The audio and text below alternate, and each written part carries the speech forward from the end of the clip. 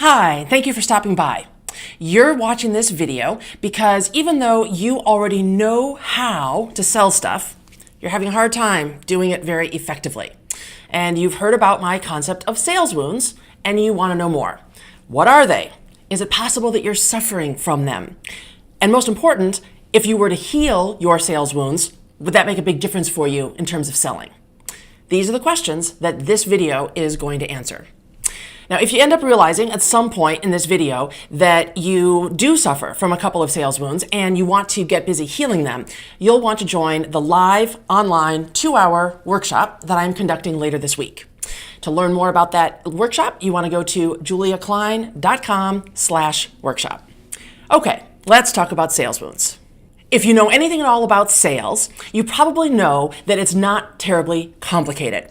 In fact, you yourself could probably stand up and deliver a presentation right now about how to sell stuff. So you already know the mechanics. However, in my work with hundreds of entrepreneurs and professional salespeople over the years, I've come to understand that knowing how to sell something and being able to sell something effectively are two entirely different kettles of fish. I especially learned this after I published my Amazon bestseller, The Entrepreneur's Guide to Sleaze-Free Selling, in 2013. Readers of that book would constantly say things to me like, "Oh, this sounds so great, Julia, but I just can't get myself to do the things that you recommend in your book for de-sleazing my sales process and coming to actually enjoy the act of selling stuff." This echoed the concerns that I had heard entrepreneurs and professional salespeople make over the decades that I have been a professional sales coach. So about 3 years ago, I got the flash of insight that what's going on is that most of us have self-limiting beliefs about money, about salesmanship, and about success that stop us from being able to effectively implement even the most heart-centered sales techniques that we may have learned. Now, I call these self-limiting beliefs sales wounds, and I've identified 6 of them. For each one, in just a minute, I'm going to go through and explain to you what is the core self-limiting belief for each one of these wounds, as well as the primary fear that fuels that self-limiting belief.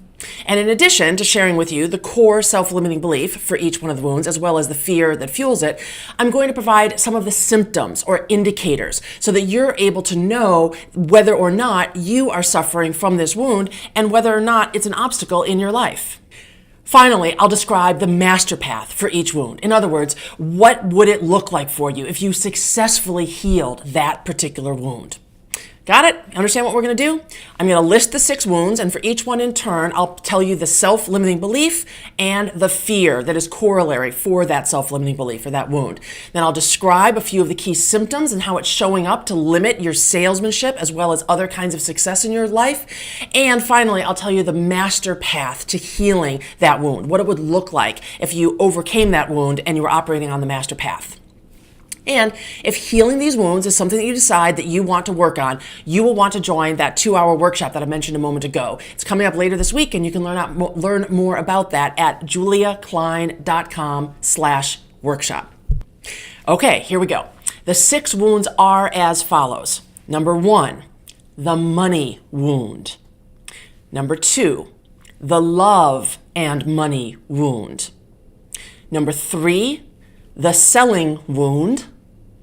Number 4, the anti-selling wound.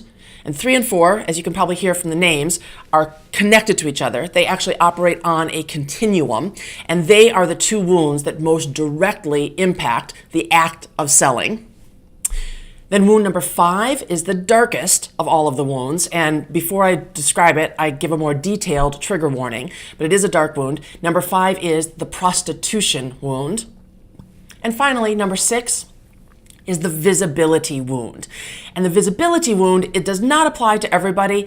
It applies to those of you who are seeking to make an impact in the world. You have a message to share, big work that you want to get out into the world, and yet you find yourself not yet able to successfully do that. For you, the visibility wound is what's going on for you. With that brief overview of what the 6 wounds are, let's dig into each one in turn.